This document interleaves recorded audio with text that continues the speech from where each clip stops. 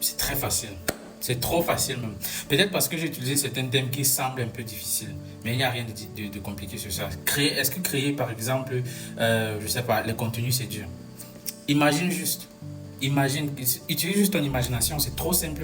Si j'ai envie, par exemple, je sais qu'une femme, par exemple, fait dans, je sais pas, la cuisine de restaurant et tout ça. Je peux, maintenant, si je peux, je dis, ok, pour ton contenu, je propose que tu filmes peut-être comme tu es en train de faire, par exemple, le héros, tu vois. Et pendant que tu filmes, tu racontes une histoire de comment ça t'a permis de te marier. Je dis n'importe quoi. La personne raconte cette histoire et c'est tout. Ça va captiver les gens et derrière, ça va faire vendre. Surtout si, quand la personne fait après, je dis, ok, rajoute juste le fait que tu es en train de manger, rajoute ceci. Utilise juste ton imagination.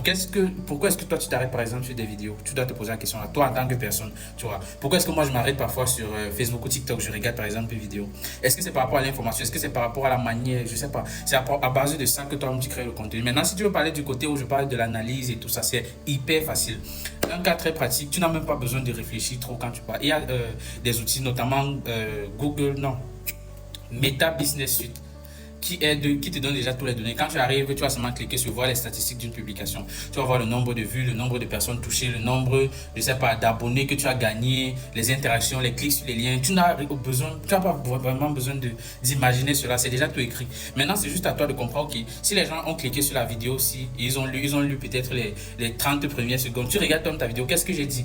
Quand les gens commentent en commentaire, ils parlent le plus de quoi? Qu'est-ce qui revient le plus dans les commentaires? C'est à toi de voir, c'est très facile. Et à partir de ça, tu peux toi-même ajuster les prochaines publications. Il n'y a rien d'aussi facile.